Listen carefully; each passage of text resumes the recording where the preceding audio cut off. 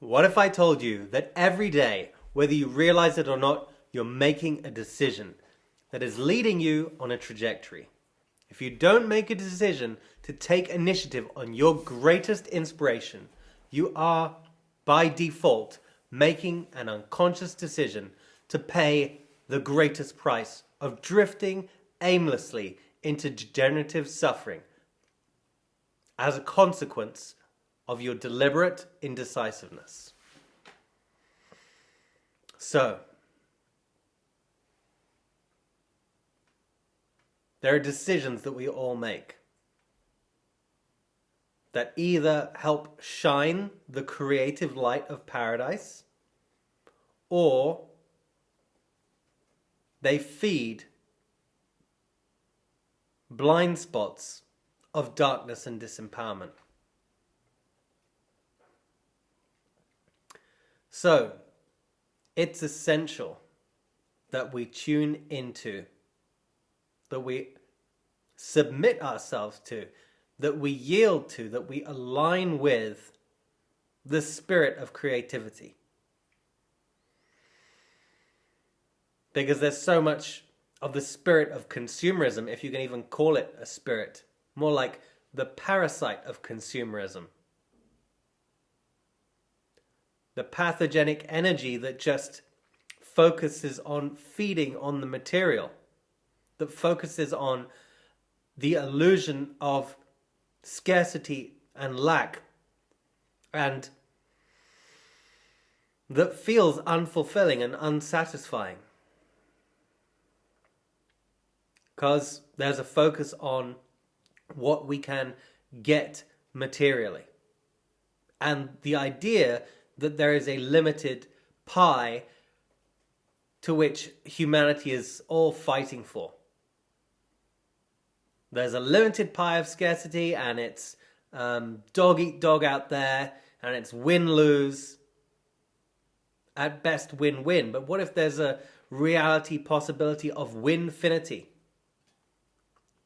When we tune into our creativity, we tune into winfinity, where everyone in the entire world, every creature of the ecosystem can win by our thinking from that paradigm, being inspired by that paradigm, and therefore feel all the fulfilling, connected, uplifting, empowering emotions of that paradigm, and therefore take all the inspired action, the decisiveness, that creative initiative, ownership, responsibility, sovereignty, and divinity, because the creative force is divine and sovereign. And the creative force is who we truly are. Are we made in the image and likeness of a creator? Or do we find it more inspiring to be made in the image and likeness of a consumer? Are we just made in the image and likeness of a big bang and a black hole that someone has a theory and claimed it happened? Are we just made in the image and likeness of a cosmic accident?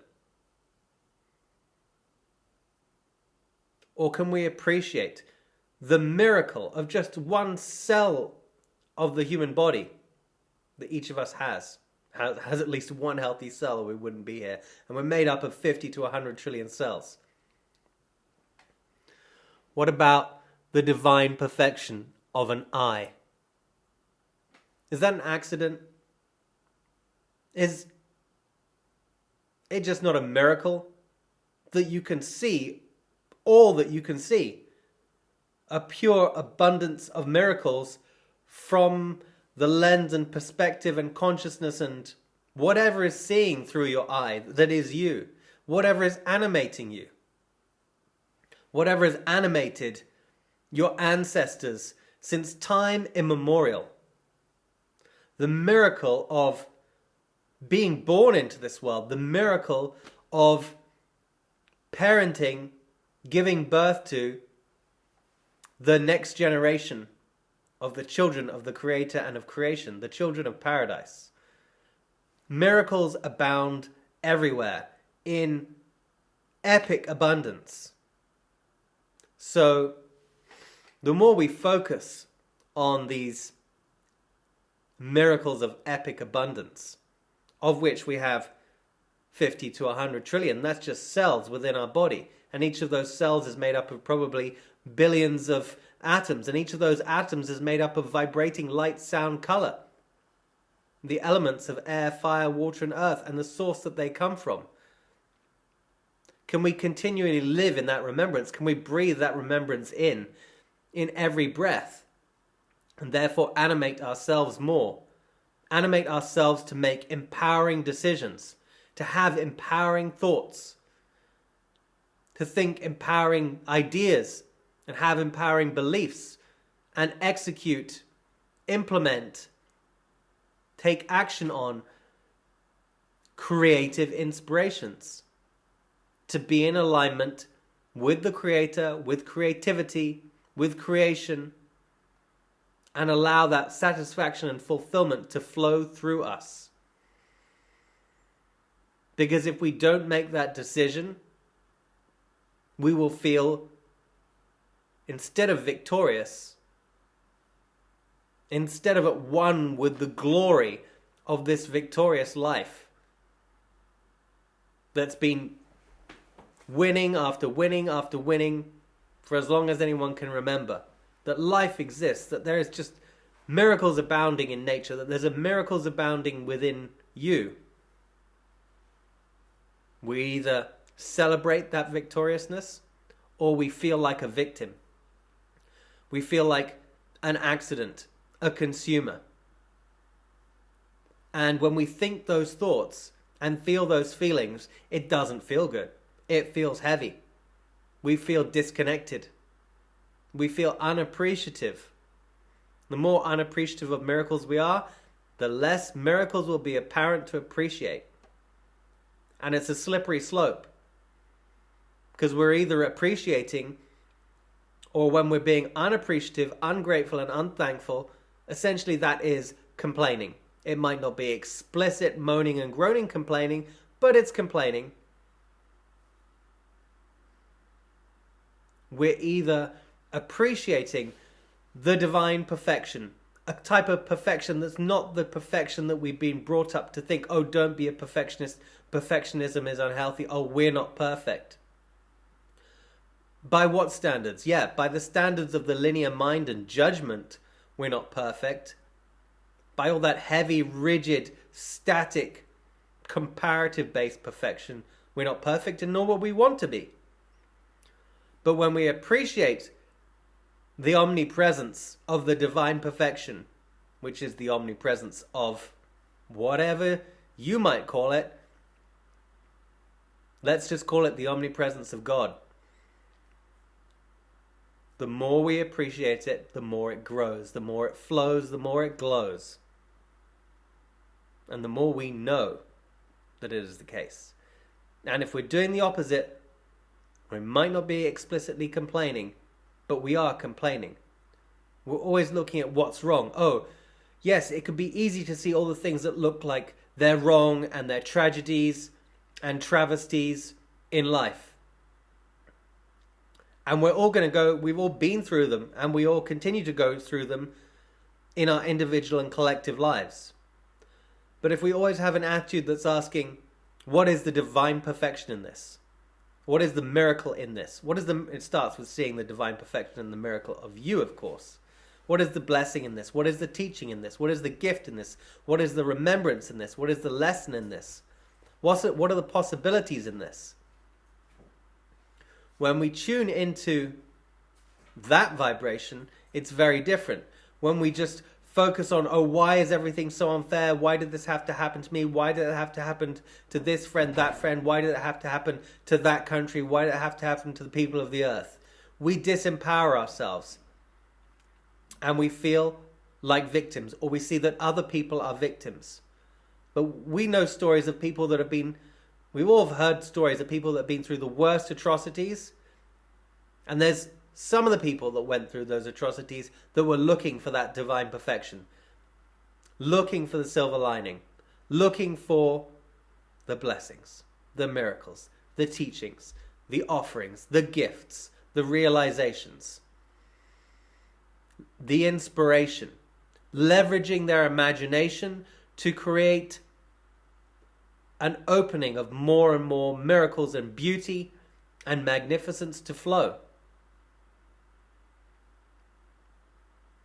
And what is the wise choice? What is the uplifting, empowering choice? Are we open to co-creating and perpetuating paradise?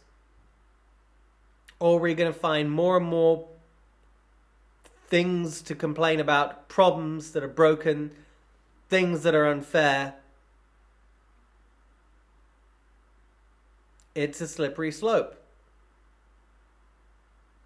We can fight the old system, or we can invest that energy in being in alignment with creation and revealing the miracle that is already here in this present moment within our divine spark in our hearts, and which abounds in nature. The earth, the sun, the moon, the stars, the sky, the rainbows, the rain, the air, the fire, the water, the earth, the mountains, the valleys, the lakes, the springs, the rivers, the ocean. I'm good at doing lists. The plant kingdom, the mineral kingdom, the animal kingdom, the human kingdom, the mushroom kingdom. All of life is showing us such beauty, such well-being, such abundance, such creativity, such free energy. And yet, sometimes we may have allowed ourselves to believe in lack and scarcity.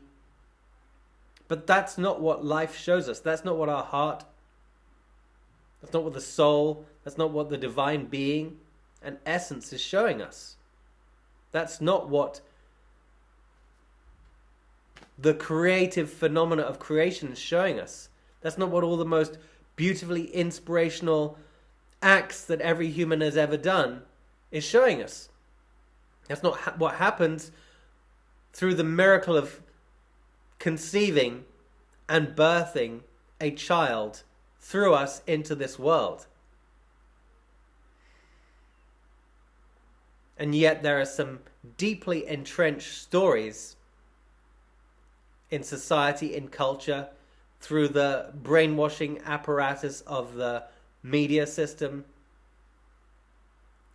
and the so-called educational mind control system, the political systems, the bought and paid for abomination that is the distorted science in this world, that is nowhere near the true essence and spirit of what science is meant to be. Science and art and technology and spirituality are one, and they can all serve each other, and they can all uplift everyone and everything. And yet, when things are bought and paid for power and control, that's less than inspiring. And how is that? It's spread through fear, which is the easiest way to manipulate and control people. So, the choice is up to us. Do we want to settle for our blind spots and for all those areas of resistance that we allow to control us? Inherited old belief systems, trapped emotions, constipation, spiritual, mental, physical, psychic constipation, and constipating the flow of life force, electricity, inspiration, imagination. Or are we willing to let go of all that heaviness and resistance one step at a time and align ourselves with the momentum of flow, the momentum of creative, generative flow? Because that's simply what paradise is. And that's simply who we are and where we are. And if we can just get out of our own way by aligning with flow in all forms, in aligning with the flow of inspiration, of genius, of imagination, of creativity, aligning with the flow of the Creator breathing through us, aligning with the flow of ignition, of animation, of fire, of enthusiasm, of vitality, of initiative, the flow of love, the flow of thankfulness, the flow of gratitude, the flow of enthusiasm. We're going through the elements here. The flow of forgiveness, the flow of pristine purity, the flow of emotional guidance and intuition, the flow of healing, the flow of well-being, the flow of life-giving energy, the flow of prosperity and abundance, the flow of wisdom and strength and flexibility and wealth and riches, the greatest riches and wealth, just realizing who we are, that we've been gifted the miracle of these human bodies, that is the most priceless gift we could ever been given, and that we can tune into all of the abundant, freely given gifts of well-being that nature provides. And in appreciating the miracles that we already have, the abundance we already have, then all other forms of physical abundance and financial freedom are much more likely to flow. And we realize that the mastery of them is supporting their flow. Life is not meant to be stagnant in any way. Paradise is an alive, flowing phenomenon. And the realities that we've been told are real and told to imprison ourselves in, they are static and dead and unmoving and choking. People are choking to death on them.